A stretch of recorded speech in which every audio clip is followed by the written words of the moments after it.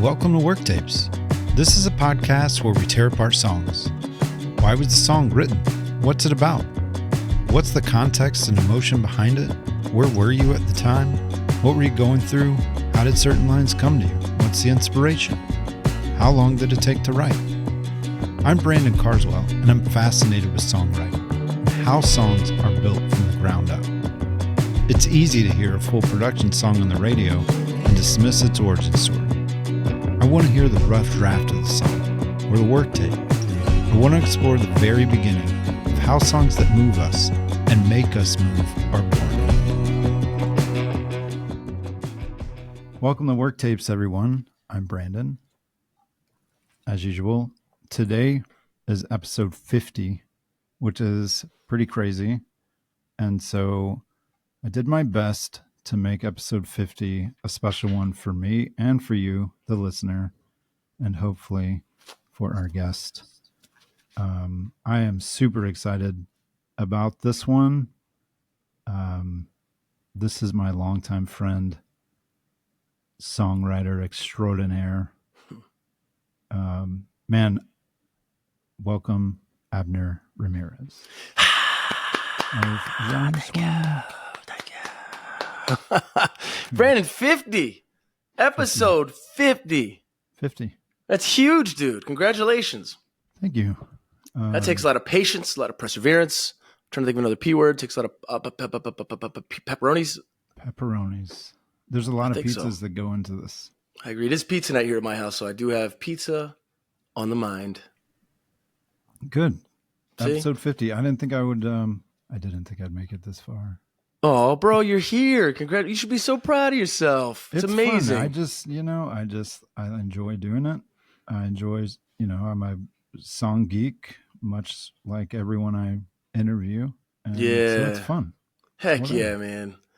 It's funny. I've always wanted to be, well, to answer your question, I'm just kidding. I've thought a lot about songwriting. Obviously, it's become my life. Often I think about the 3 lives of a song. The writing of a song is a whole life. Especially my wife and I, Amanda, we write all our songs, but most of the time it's just us. So it's like all the reading between the lines, like, are your feelings hurt? Are my feelings hurt?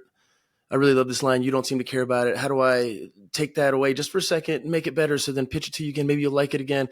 Like all the battles that happen just in the writing of the song. And even when you're writing a song by yourself, like trying to see the song in the third person, or if you're just super in it, making sure you're connecting to the soul of what you're trying to say. And are you really capturing that feeling that caused you to want to sit down and write anyway, which is what happens most of the time. Often I'm delayed like crazy video wise, but I'm sure we'll be okay. It'll be okay. It'll be all right. All right. I'm going to keep talking. I'm going to stop looking at myself. That's what I should do anyway.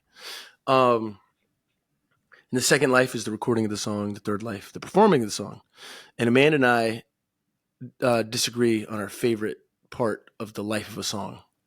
My favorite, actually, I'll start with that, is the third life of a song, the performance of the song. Mm-hmm. That is by far my favorite part of writing a song, is getting to play it for people, see the responses, all that stuff. Seeing the feeling it creates. Did it win? Did you do what you set out to do? Because often when I write a song, it's for a communal experience that I'm writing it for. Right. I'm already have in mind what it's going to feel like when we play it together. And Amanda's much the opposite. Amanda's favorite part of songwriting is writing the song. Favorite life of a song is the writing of it. That intimate moment at the beginning, which we'll hear much of today. Those conversations, those secret battles, those internal struggles and joys, disappointments that happen in writing a song. Yeah. So I'm very excited. The song you chose for us to go through today, I was listening a little bit to some of that, the birth of this song. And it was like, honestly, it's like meeting a really good friend you only ever get to meet once. Like You have a great one hang, but that's the only hang you ever get, because that life of the song never happens again. That creation only happens that day, or in those days that it takes. And then that experience is gone. Thing. Yeah. The whole thing on this show is I've always been kind of a nerd about demos, especially bands I love or writers I love or that have influenced me. When you get to hear like the demo of whatever your favorite song is in life. It's captivating to me. Yeah. The moment it came out, like, what were you doing? How did that form? How did it pop off? And sometimes there's really not an explanation. It just happens. 100%. So yes, I'm stoked about that, to talk about that with you. Let's give listeners a little bit of context. And I'm going to do my best not to mess this show up. Like I messed up the Schermerhorn show. Do you remember that? I don't. What happened? So Abner and I, first of all, for those of you listening, we've known each other a pretty long time. Well, I think, hold on. I'm going to say 21 years, 20 years at least, 20 years. Well, the first time that I saw you, well, that's not true. I was going to say the first time I saw you was at 12th and Porter, but I didn't meet you through your music. But the first we met time at church, didn't we? Yeah. Well, we met through Will. Oh, yeah. Oh, yeah. Graphic design. Mm-hmm. So my old band in North Carolina graphic design. Needed graphic design. And so my buddy Jeff Capps, shout out Jeff Capps Experience Tour. Jeff said, "Oh, you need to hire Will." And Will Hill designed the EP. And then I moved to Nashville, and Will was your roommate. And so I met you and Will the first week I was here. And that was it. That's insane. Mm-hmm. But I saw you play. The first time I saw you play was at 12th and Porter.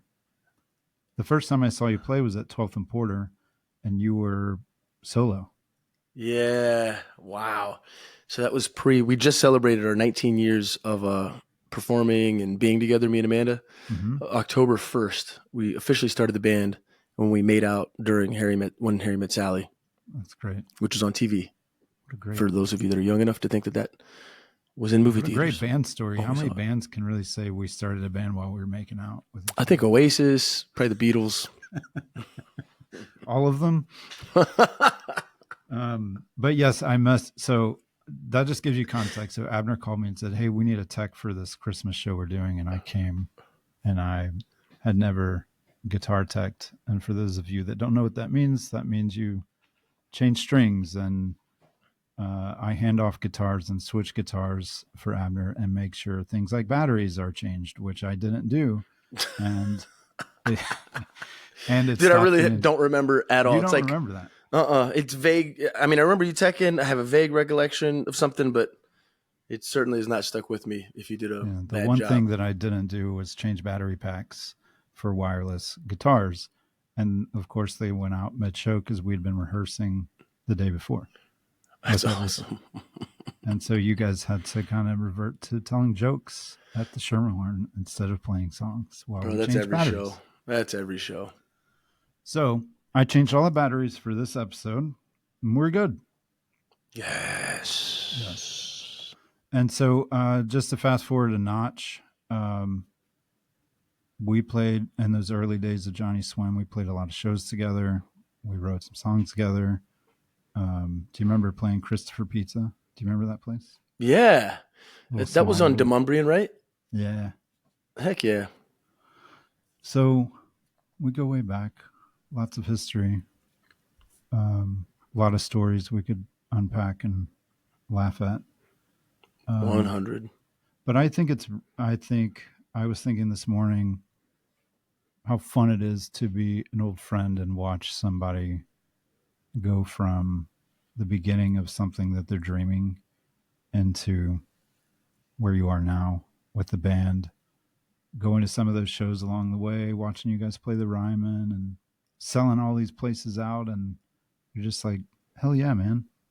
That's my dude up there. Like, Come on, man. I've slept in cars with him. Yeah, literally. Literally. That's wild. That's beautiful, man. Thanks for saying it's really that. fun. It's really fun to watch. And it's really fun on the songwriting geek side of me to kind of know a little bit of y'all's writing style, of how you do things, and to formulate things into records that people really connect with.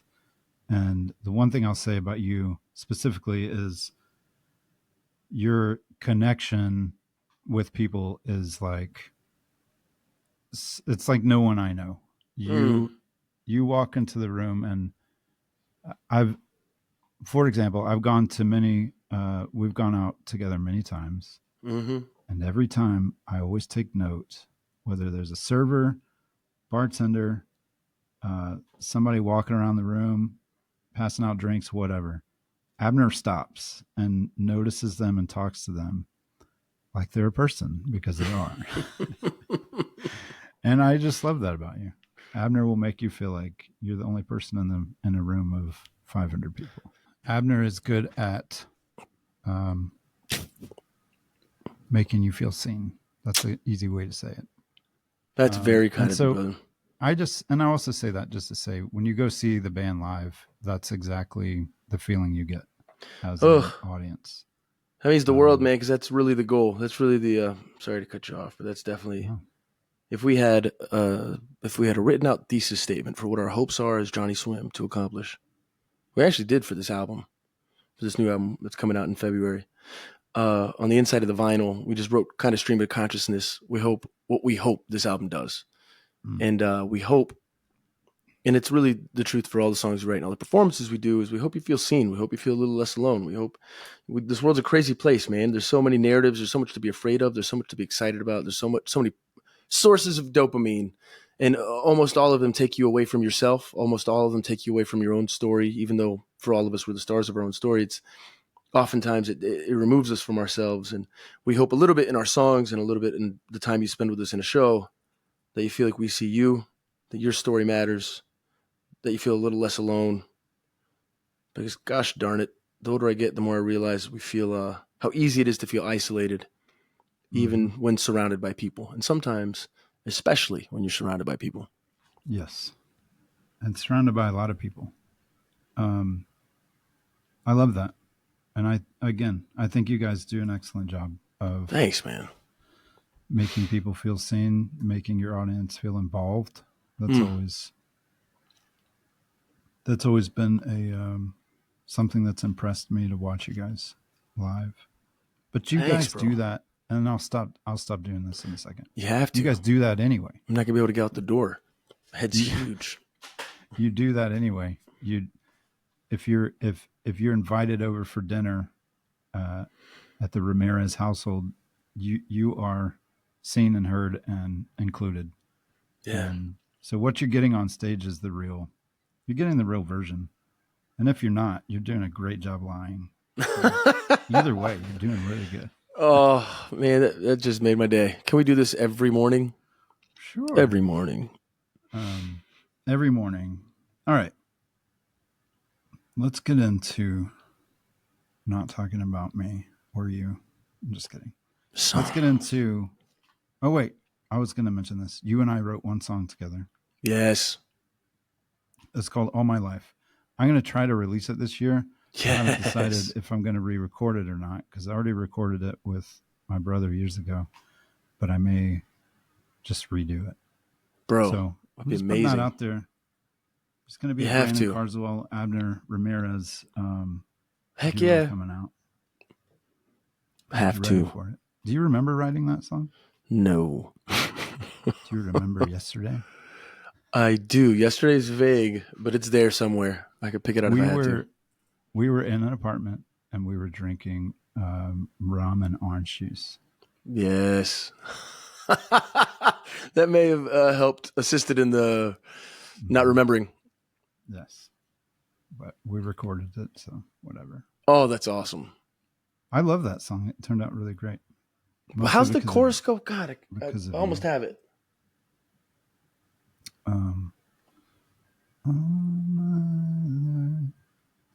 I can't remember either. Oh, I just played it at my I remember loving it though. 50th wedding anniversary. Whoa, that's amazing. It's my mom's favorite, so I played it for her. It doesn't really match up lyrically with 50 years of marriage though. So I had to change a few lines for that. But anyway, for our listeners, sorry, I feel a little scattered because we're catching up, bro. I know, and we don't have time to catch up. All right, sorry, no more catching up. For our listeners that don't know Johnnyswim or Abner Ramirez, give us like a short kind of summary of how did you start in music? Why do you do this? And Heck yeah. I was whatever 7 you years want to say old. about that. Yeah, I was 7 years old at church, and I went to a good old Southern Baptist church, Hillcrest Baptist Church, in the west side of Jacksonville, Florida. And we would often, maybe once a quarter, maybe once every couple months, have a special group come in, as happens, like especially in the South, like Southern Baptist churches, right? And I don't remember the guy's name, but I remember this tenor came in, and he sang special, he sang a few times, kind of like led worship a little bit. Sunday morning, sang the offering song. For those of you familiar with like OG, and for many folks, still happens like this. But I remember OG Southern Church, man. You know, you got worship with the choir and the band. Sometimes the band was in the pit. We were one of those fancy churches that had a pit for the band. And then, you know, if you had a special guest, he'd lead worship. Then during the offering or prayer time, he would sing a special, and then he'd have like a concert that night. Maybe there's a little word. And, you know, they come and go, and you see them all, and I liked most of them. I remember most of them being really good. But I remember being 7 years old, watching this guy sing. He sang a special, and it was amazing. I have no idea what the song was. Don't remember his name. I just remember being amazed. And I always had this feeling on Sundays, especially Sunday nights. Sunday nights were the most bummer day of the week for me because I hated school growing up, like many of us. Absolutely hated it until my junior year, where I went to Douglas Anderson School of the Arts, and it changed my life, truly. But most of my life I always hated school, so Sunday night was like this weird, sad, like, yeah, there's some fun stuff on TV. Sometimes we order pizza after church, but I got to go to school tomorrow. We go to the concert. I ask Mom if she can buy me his cassette single for his new song that he had just sung on Sunday night. We go to the table, and we're waiting in line to buy the thing.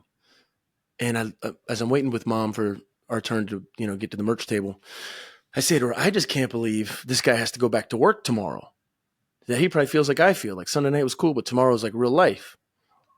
And Mom was like, son, no, he doesn't have to go to work tomorrow. This is his job. In that moment, when Mom said this was his job, radically reformed the chemistry in my brain, because at that point I realized what I wanted to do for the rest of my life was what I saw this guy doing. Yeah. And I never, before then, you know, I probably wanted to be an astronaut or like a fireman or, you know, whatever you want to be as a little kid. But from when I was 7 years old, the only thing I've ever wanted to be is a songwriter and a performer.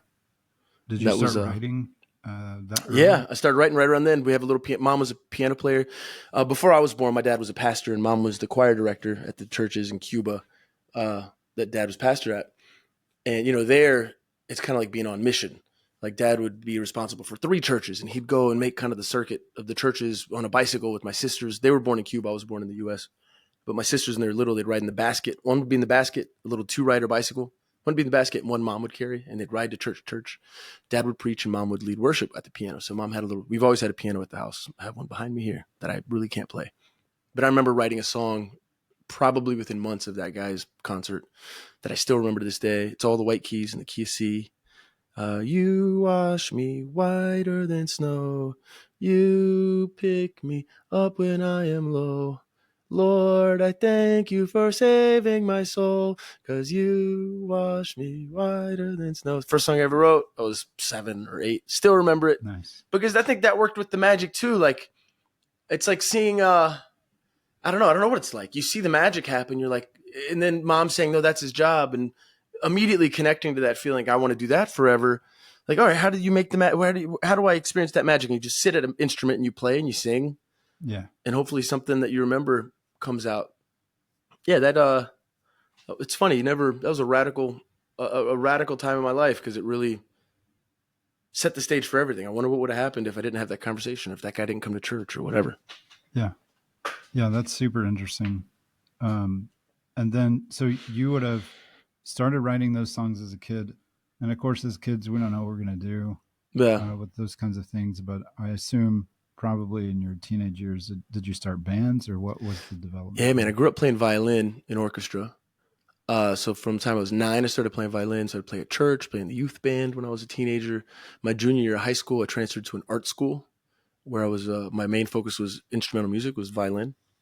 And when I was there, in between classes and at lunch, there was guitar majors. I was a violin major. There's guitar majors and vocal majors and painting majors and pottery, and literally pottery majors and photography majors. This school still exists. And anytime we're in Florida, we go and we sing, do a concert for the students. And I try to talk to them and get them hype about their school, because the school's amazing. anyways, I remember a friend of mine, Luke Peacock. I was starting to learn to play guitar because it was back in the day of like Caedmon's Call and what was the band? There was that old Christian band that always had the capo really high. Maybe it was Caedmon's Call. All of them? Yeah, all. But I remember just that almost to make it sound like a piccolo guitar. Yeah. And so violin was really conducive to that. But then we're going to start playing audio adrenaline songs in worship and da da da. And so I was literally getting kicked out of the band. I didn't realize I was getting kicked out of the band because they didn't need a violinist anymore. And they're like, but we really need a guitar player. It's like, I can play guitar. I can figure it out. I'll learn how to play guitar. And so I learned 3 power chords, like the 2 shapes really, like the main major shape on the root bottom E string and then the main major shape there. And so I could play 1, 4, 5, and they got me through almost all the songs. Anyways, fast forward to high school. A buddy of mine, Luke Peacock, was playing guitar in the hallway between classes and at lunch. And I sit with him, and he's a guitar player and a poet. He was there for creative writing at this art school. And he would play me songs that he wrote.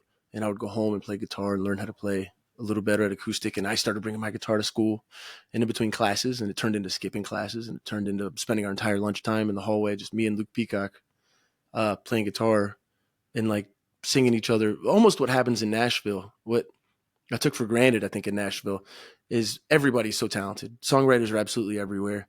And you sit at a house and you pass a guitar around like the movie Once, and everybody's got a song, and everybody's song is actually amazing and really good. And only like young, prideful, super driven people that want to be better than anybody kind of lose that, which I think I was at some point. But looking back, you see how beautiful, thank you, it was, and how much talent you're surrounded by.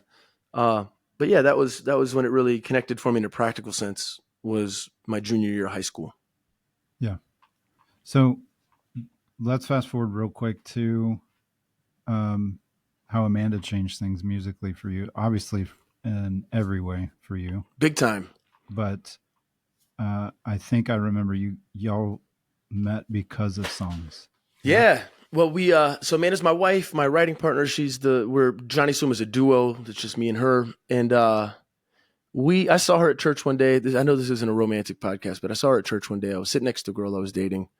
Amanda stood up and I said out loud, "That's the girl I'm going to marry."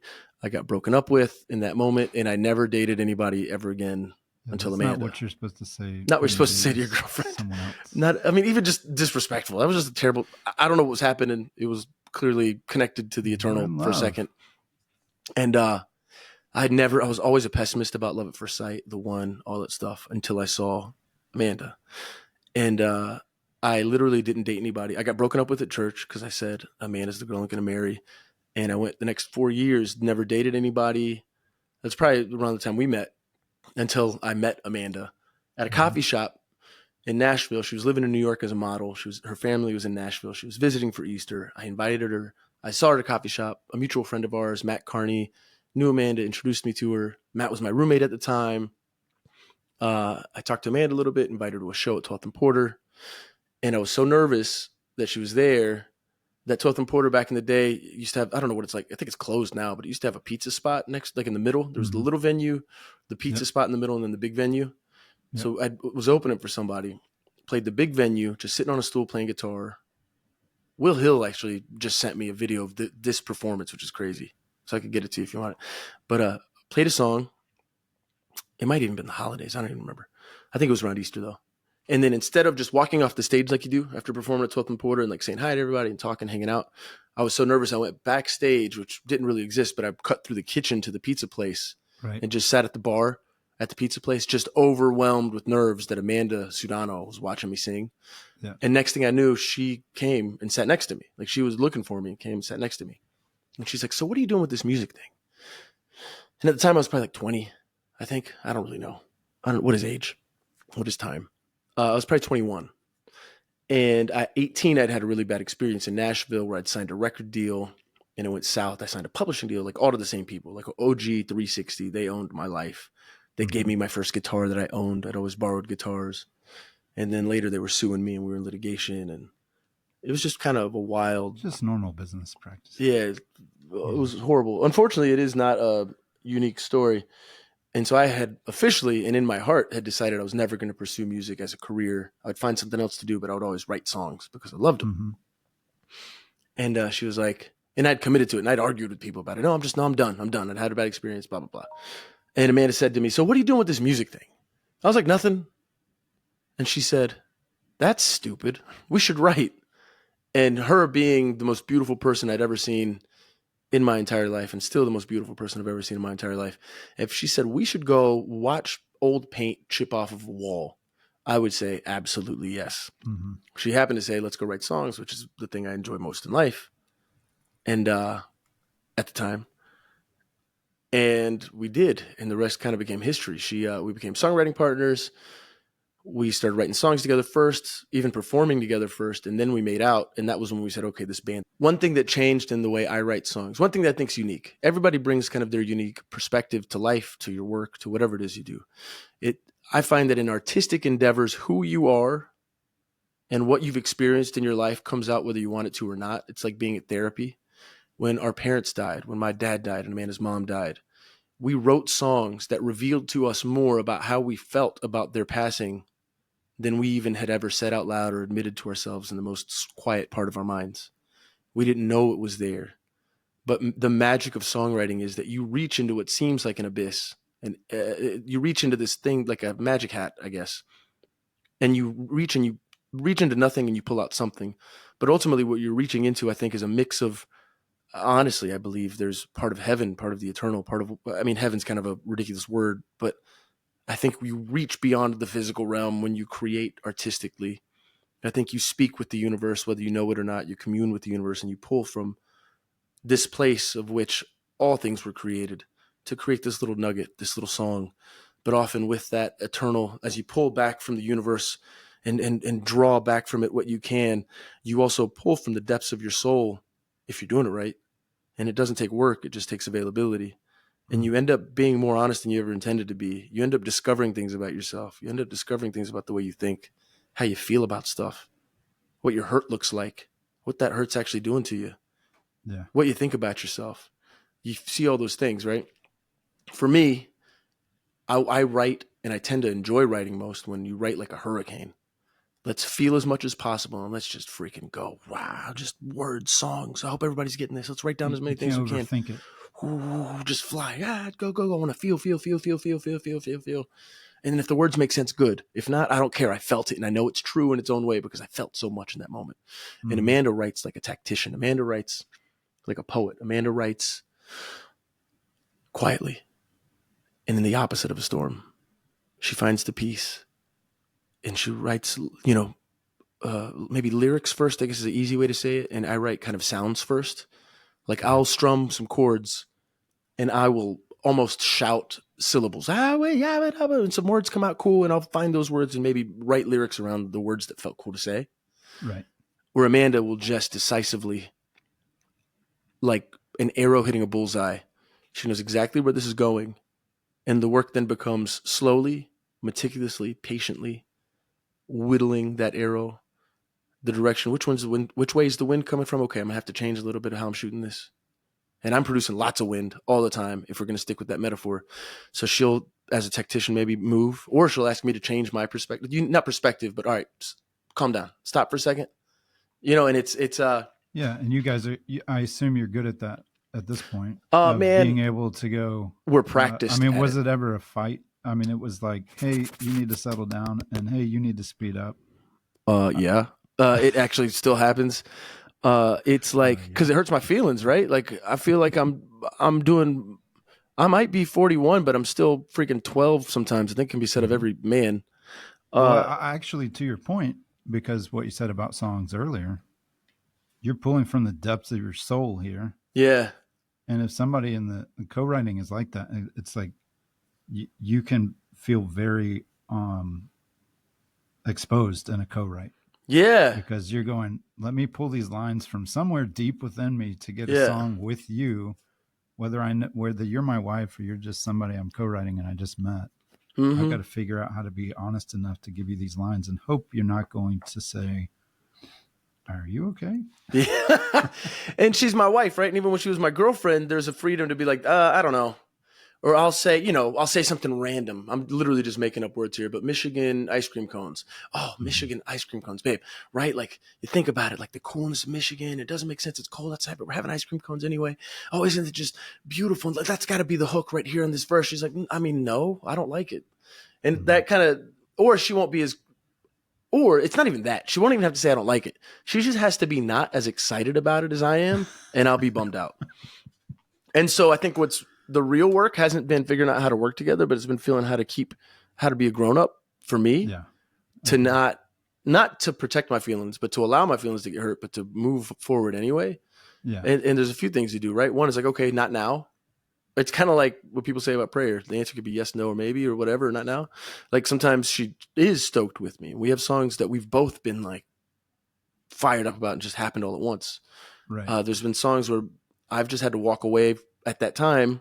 I've had to pivot my perspective to accomplish the goal of writing this song together. Like, all right, that line doesn't work for both of us. Is there something close to it? Is there something that makes me feel a similar way that we can pivot to get to where we're going? Yeah. And then sometimes it's like, okay, that doesn't work for this song. Let me just save that and I can use it later for something else. Totally. Which is a good segue into this song. I have a billion other things that I want to talk about, but for the sake of time. Bro, I talk too much. I'm sorry. No. We have so many things we could talk about. Episode 50 through 53. Yeah, is all Abner, talking with Abner. Actually, that would be that's what I should have done. It's like we schedule 10 episodes. You get a full season of Worktapes. We could go over the whole record. I bet I could talk as much as anybody on the planet. That sucks. Oh, I can listen. So that's where we're good.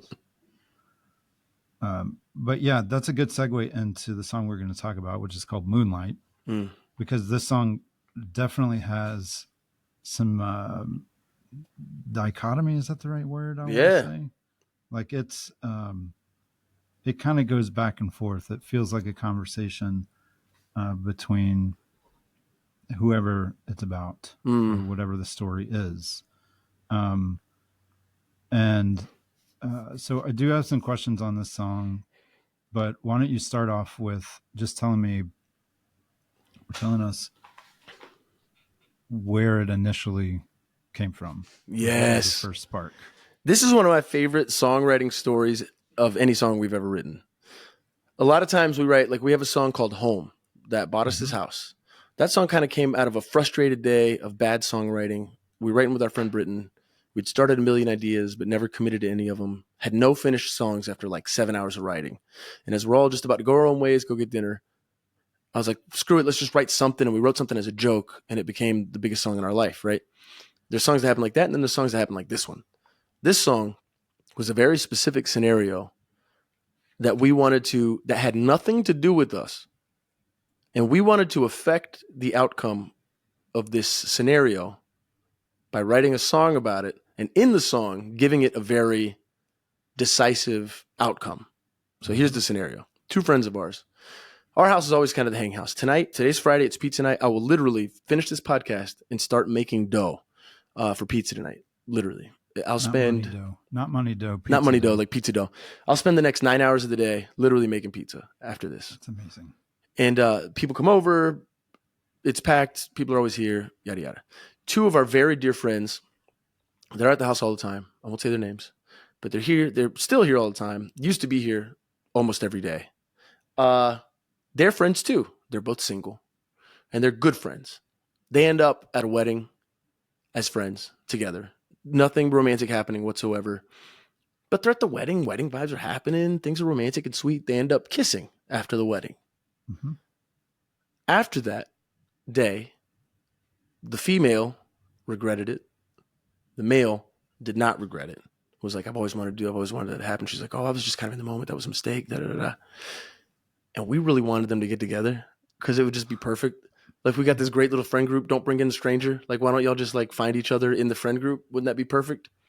And so we wrote this song on their behalf so that they would get together, so that they would connect. Like, what if we wrote this crazy romantic song about this accidental hookup that maybe went too far, or maybe it was too early in the timeline. Maybe it wasn't supposed to happen yet, but it happened. And what if we just wrote that it was a beautiful thing? What if, in the turmoil of the song, yes, you say all the things. Maybe it shouldn't have happened. Maybe it was the wrong time. But finally in the song, it's like, oh no, that was the thing. It was precious. It was beautiful. And we should make this thing last. Yeah. So we wrote it. We recorded it with our dear friend Malejo, Grammy Award-winning songwriter, producer, mix engineer, literally all those things. And the first people that ever heard it was those two people that we wrote it about.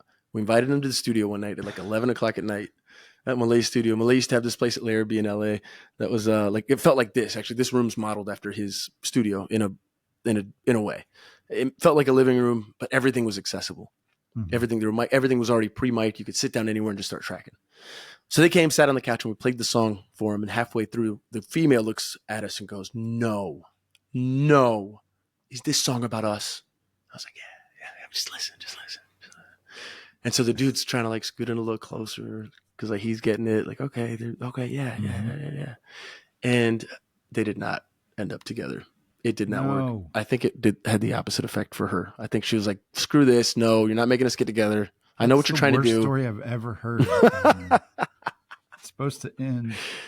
Oh, they're supposed to get together forever. We're supposed to be celebrating their anniversary. They're supposed to be their first dances to this song. But no, man, it's a relatable story, though. Yeah. It's happened to all of us probably at some point or another. Right? Yeah. You kiss a friend and you're like, oops, sorry, bro. Yeah.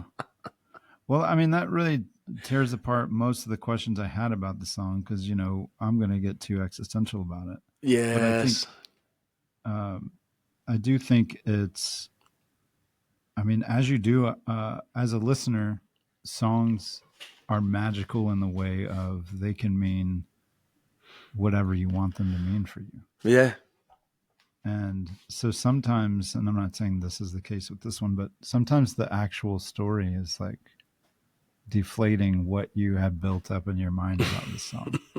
It's like meeting your heroes. Yeah. Like, oh, you you're a tool. My daughter's trying to get here. Dog, come in. I'm doing a podcast. I actually need to look up the lyrics to this song. It's a great song though. So there's one thing, you can tell me this or not. The very end of the song has a voice memo of your dad. Oh, is that for that song or is it for the next song on the album? I don't remember what's next. I think it was just Amanda. Oh yeah, it's for the next song. It's for the next song. Yeah. It's still, it comes on right when Moonlight ends. Yeah. And I was fortunate enough to have met your father. Yeah. What a dude, man. Such a great guy. And thanks for saying that. So to hear his voice was really nice. Same. It took me by surprise. I listened to this song. I knew we were doing this today, and I hadn't heard the song in a while, so I listened to the record. And his voice started playing, and it took my breath away, literally, like I gasped. Yeah. And yeah, man, that was really. I'm glad we did that because I'm just glad we did that. But honestly, at the end of a love song, right before another, because ultimately that's what Moonlight is. Moonlight's a love song with a very specific trajectory, hopeful. And then to hear my dad talking to my wife back when I don't think we weren't married yet. She was coming to visit. It's kind of like bringing her home to meet the parents. Yeah. And hear him interacting with her directly. It took me somewhere. It was. Well, it's funny because the way that I took that part is I attached it to Moonlight, but I also thought it might be an intro to the song Amanda. And so the way that I took it was it kind of lands in this like emotional plane, like back to your mundane, like your family's in town, you're in the house, and your dad starts to in a way compliment you on how you changed. Yeah. Like you've grown up a notch. And he's going, how did you get him to do this? I've been trying this for 25 years. And Amanda goes, well, I drive him crazy, so he wants to get out. And it feels like this is the married couple answering like the tortured lovers in the song. Oh, so yeah. That's how it went for Moonlight. Why not? That makes perfect sense to me. Makes perfect sense to me. But, I get too heady about things. I think that makes sense. Why not? Do you ever consciously write with theater in mind? Yes. You do. So you like see, because this song has that kind of vibe. What's funny is, all right, here's a, and I don't mean it sounds like a theater musical song. No, I'm with That's you. not what I'm saying. Okay. No, I'm with you, but for sure it's two characters, and it's absolutely, and that's what it came from. It's two characters, and it's two perspectives come together in one song. I mean, that's as much of a theater song as any. That's Right. ultimately what you're doing. You're telling a story, and you want the listener to be able to hear both perspectives, go with you on this journey, and take them somewhere. So for sure, this was the first time we ever wrote like that I can remember, where it was two people telling the same story, not just like very specifically telling one story, but from two perspectives. And now it's something we enjoy doing very much. Now it's something that we lean into consciously. And I think it's really because of our experience with this song. Yeah, story songs I feel like are almost a lost art, depending on, well, in like a mass appeal kind of way. Yeah. There not very many artists are doing those like they used to. Which, so I love that. But you guys, I mean, you do have a history of writing, like you have songs that are literal names of people. Yeah. Yeah. Annie, Adelina. There's several of them. Amanda. Yeah. So Abner. Hey, we need an Abner coming out. We need an Abner song. 2 more albums. We'll get an Abner song. It'll be a sad one. I'll write it. I got it. Man. It's gonna be all the same lyrics as Amanda, but I'm gonna switch it. Abner. I don't think we knew how much of a resource it was writing in that way for us, or how much it inspired us until later in the years closer to where we are now, writing that way. For instance, and here's an exclusive just for Worktapes podcast. We just did a deal with Universal Pictures, Universal Theatrical, the same, like Universal, to write a musical, like an actual musical that's going to open in London on the West End. We've been traveling to Scotland because our co-writer, our book writer, the guy that writes like the spoken parts, lives in Scotland, and the first theater we'll put it up in is in Scotland. And so it's funny, when I was listening to this song today, I was like, man, this was practice for what we're actually doing now, which is writing a full-blown musical. Yeah. Which is, and not just like a musical. And it's funny because it's not like, oh, we're writing a musical, we'll see if we can get some funding. Nah, man, this is like a big piece of property that Universal owns that we've been really lucky to be attached to. The director, the producer, our script writer, everybody that's attached to it already is like major league. We're the only rookies, which is kind of nice. I wouldn't want a whole bunch of rookies. Yeah. And we're writing a major freaking musical. Congratulations. Which is crazy. Thank you. Amazing. Yeah, super stoked. I can't wait for that. Super stoked. So let's listen. Okay, so for the Worktapes, here's what we've done for this episode. It's different for 2 reasons. 1, Abner and Amanda are amazing. 2, this is episode 50. So what you've let me do, you sent me the recordings of the literal process of writing this song. And so what I'm going to do is I'm going to put it all together in one go, and it's going to go all the way through. You hear Abner and Amanda talking about writing as they're writing. Kids in the background. Baby crying. Yeah. Kids in the background going crazy. Whatever's happening. And then you're going to hear different moments of the songwriting process all the way into a little bit of the full production song on the record. And that's awesome. Going to be, we don't usually do that. It'll be a longer segment of the podcast, but we'll go ahead and do that now. We'll listen down to that right now, and then we'll wrap things up. Does that sound good? Sounds wonderful. Cool. What did we just say for the second verse? Impassioned moment. A moment in passion. That makes more sense. A moment of passion has lost me a friend, and now I don't think we can be that again. Still I confess it was wonderful, maybe too wonderful. And then you go. To say it's real. Won't you tell me you'll be here long after the moonlight's gone? That you feel. I like that because they're both like nervous about it and ruined for love since you met me, then you'll be here. It's like there's blood on this. After the moonlight's gone. Joaquin, go pick some clothes out. We'll go through the frisbee outside.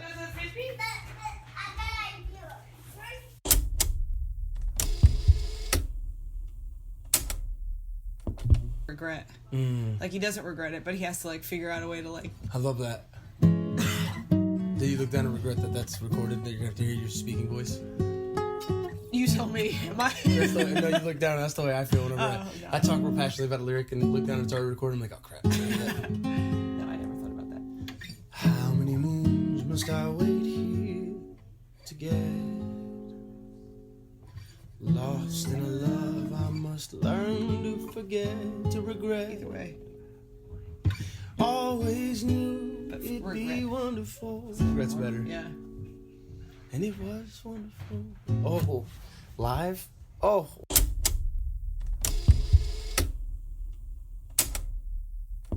I think it's the idea of it was worth it. Like, even if we ruined everything. Like, was it worth it? Should I take it back? Take it back. I'm wrong and right. I'll never take it back. Say no, it was perfect. I would take. It was perfect, I won't take it back. And it can go back and No, forth. it was perfect. I'll take it back. Take it back. Was it worth it? Should I take it back? Take it back. No, it was perfect. Now let's make it last. Make it last. Was it worth it? Should I take it back? Could it just be that? Yeah, I think so. This was perfect, let's make it last. Say it's real. Tell me. What's wrong?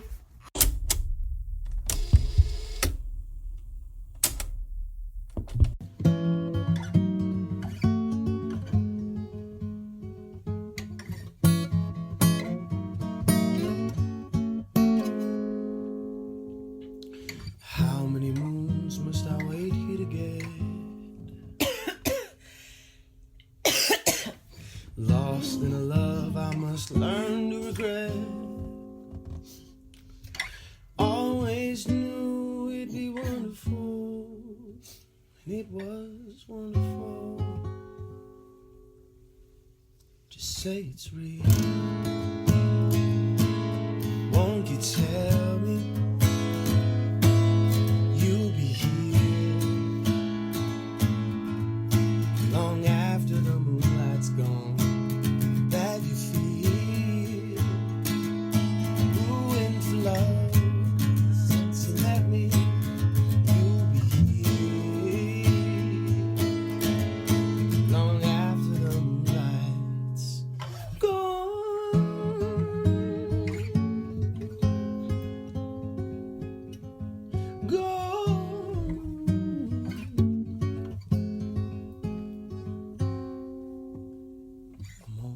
A moment of passion just cost me a friend. And I don't think we can be that again. We'll ever be that again. Dang, sorry. A moment of passion just lost me a friend. I'm not gonna be that again. So we had it, I think. Now I don't think we can be that again. Never be that again. I must admit it was wonderful. confess it was wonderful. I must confess it was wonderful. Too wonderful. Say it's real. Won't you tell me? Let me hear. Long after the moonlight's gone. And you feel ruined for love since you met me. Let it be. Long after the moonlight's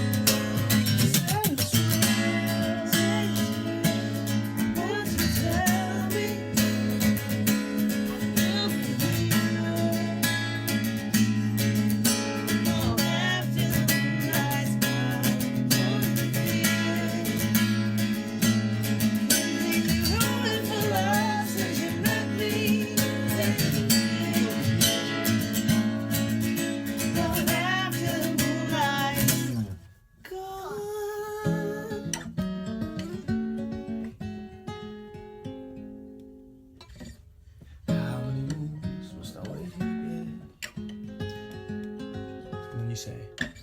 Lost in a love that I Must learn learned to regret. in my dreams. It was We wonderful. should just end with regret. Must learn to regret. You hear him singing along? No, good singing, Joaquin. He was singing. Long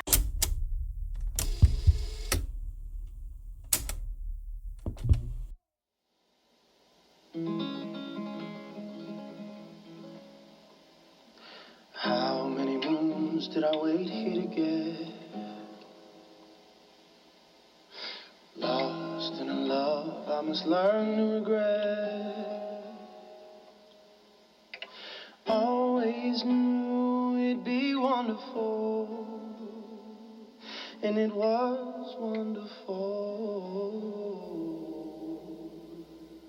Say it's real. Won't you tell me you'll be here long after the moonlight's gone? Say you feel ruined for love since you met me. You'll be here long after the moonlight's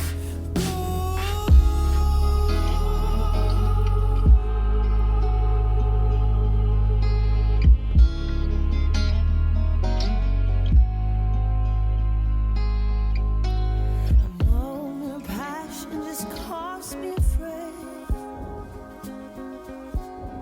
Now I don't think we can be that again. I must admit, it was wonderful. That's an amazing process to hear. I do want to know each one of those snippets you sent me, are those different days? Same No, day? that in this one it's the same day. Okay. So I use there's Joel Houston, old Mhm. Hillsong United dude. He used to live, I don't know where he lives now, but I remember this story where he lived in New York and he was getting robbed at gunpoint, and he took all his money, took his wallet, and then they were taking his phone, and he's like, "Can you please just not take my phone? I've got like 100 song ideas on there that I need.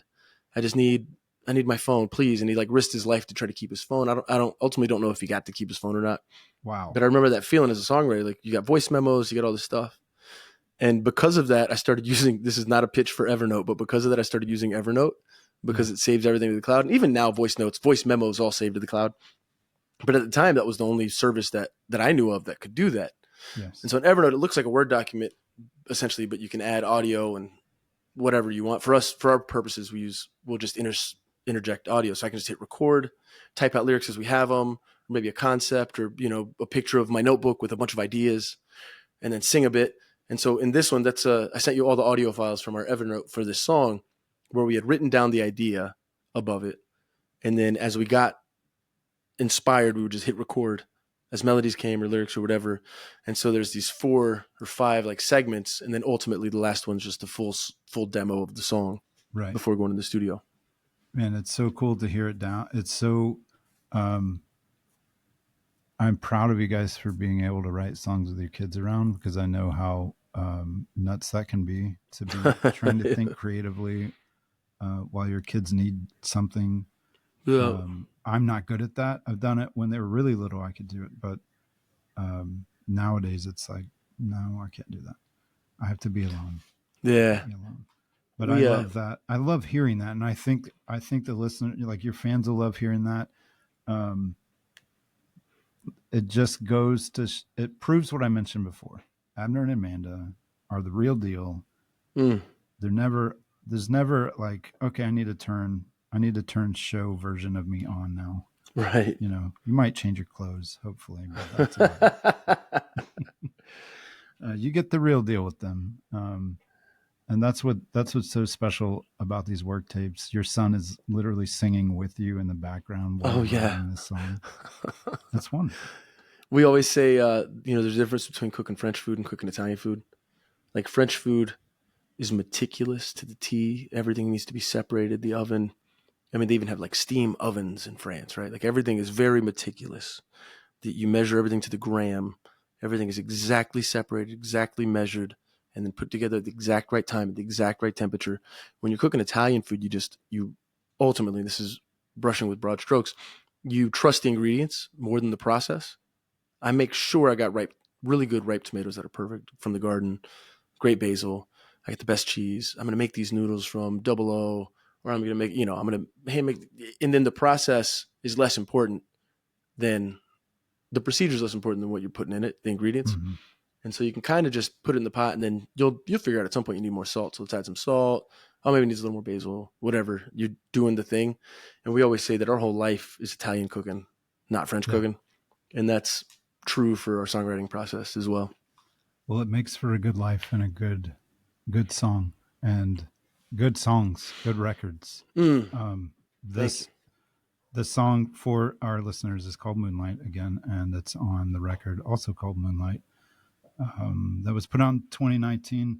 Yeah. That's one of my favorite records that you guys have done. I love them all.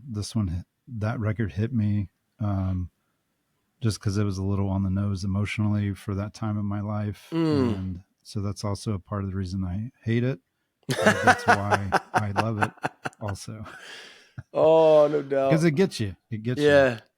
Anybody going through anything, it doesn't just have to be, breakup songs. It's suffering in general. And you guys are so good at living in that reality and voicing those things and saying, you're not alone. Like you introed this whole episode. Thanks, man.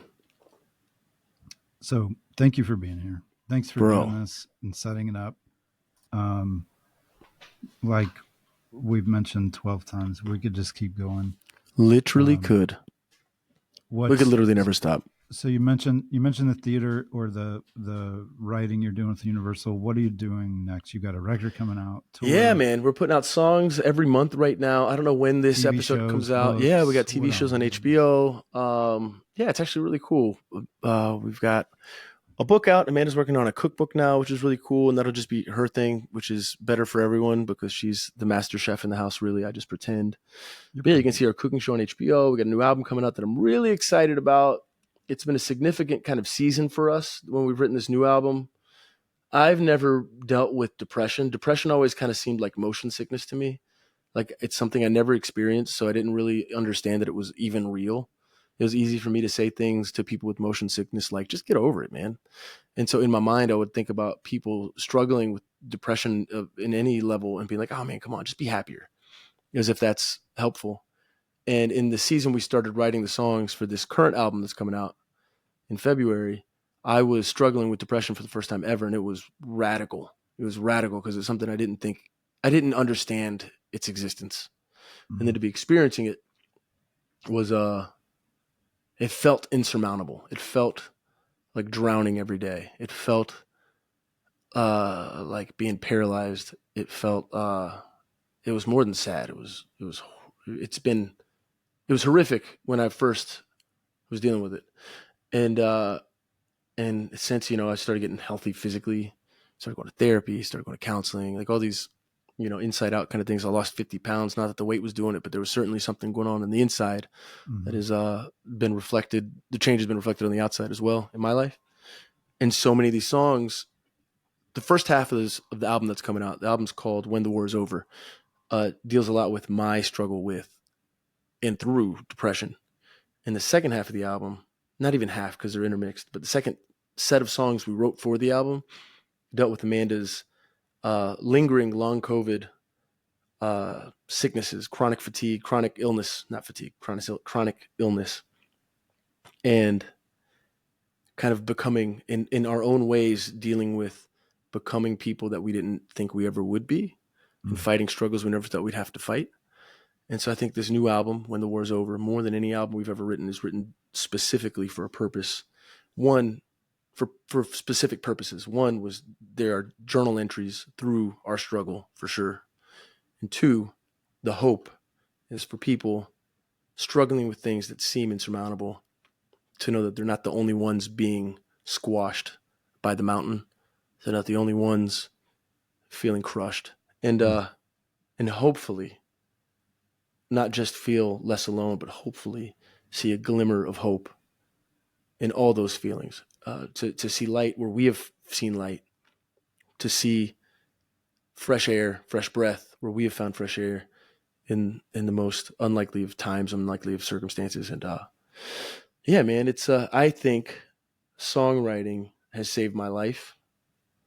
I think literally it saved my life. I think songwriting has literally changed my life. I believe it's one of the ways in which I commune with God the best, maybe the most effectively. And I'm not saying everything I write comes from God, because I don't think that. I just feel like the process of songwriting, when you go there, is a form of meditation. Mm-hmm. It's a form of stillness and mindfulness, where you can look at things that often would bludgeon you with curiosity and not add weight to them initially. You can look at every thought and every feeling with curiosity, which is ultimately the practice of mindfulness. And I believe that practice of mindfulness is communion with a higher power, is communion with the universe, the greater power of existence. And yeah, man. So I think all that to say is I think what you're doing is really important. Even just going through Worktapes, songs, the songwriting to the production to the fully produced situation. I think that process it seems cool, and it could seem like a niche, like cool, kitschy thing to do. But I think ultimately what you are navigating is people's intimacy with God himself as they practice the mindfulness of songwriting. So big ups to what you're doing, Brandon. I think it's amazing. Thank you. And I want to speak to real fast what you just mentioned about depression. And this isn't a prop question. I really mean this question. Will you come back and talk about that? Yeah, because absolutely. That's something that I've dealt with a lot in my life, pretty much all my life. And I noticed this about some of the new songs you've released for the new record. Obviously I haven't heard all of it, but there's a line in there that caught me because I listened to enough Johnnyswim this week preparing for this that I probably earned you guys about 50 cents. So you can thank me for that later. But there's a line in here that really struck me because it struck me because I've dealt with so many low points in depression, sometimes to the point where I have no idea why it's even happening. It doesn't make any sense. And the line is, all my demons, they're all sleeping because I keep getting in the way. Mm-hmm.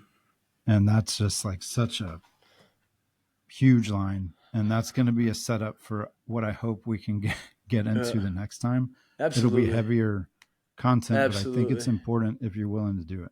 Absolutely, bro. We should do it. Absolutely. You know that feeling, man? Like why would, we grew up, the devil's after you. The devil's it's like a roaring lion, like stalking you, whatever. I don't think he has to. No. I think I'm fucking my life enough up for all of us. Yes. I don't think demons are working real hard to mess my life up. Yeah. Well, at it times. can be something as simple as intro to daughter. Yeah. Of course. She walks in right when I start cussing. It can be something as simple as like, I'm not exercising. Yeah. That changes a ton. Yeah. Internally in your mind. So big time, bro. Big time. Very last question. If you could listen to one album again for the very first time, as if you've never heard it, what is it? That's a great question. Can't be your own. Give me one second. If I listen to the album again for the first time, I remember in high school, everybody had a favorite band. And I think some people mature at different ages differently, right? I think we all know that as far as like physical maturity, mental maturity. I think I was behind with music for some reason. I was playing classical music a lot, I was whatever, but I never had a favorite band. And I remember back in the day, you'd have the big, almost like a photo album, just full of like 300 CDs. My sisters had one just full of like everything, mostly all Christian music, but they had a lot of CDs. I don't remember them buying a bunch of albums, but I'm really grateful my sisters did, because I remember one day, I think it was my junior year, it might have been sophomore, but I was really frustrated. I was really bothered that I didn't have a band, because people wear their band t-shirts. People would know tickets for sale for their band that's in town. It could be big, it could be whatever. I just didn't have a band, and I was bothered by it. So I remember I spent an entire afternoon and evening on the couch in my house, my mom's house, with a Discman, just going through CDs. And sometimes I'd listen to half a song, sometimes I'd listen to 4 songs, but I listened to every album in my sister's big disc collection. And I remember I got to Dave Matthews Band, Under the Table and Dreaming. Yes.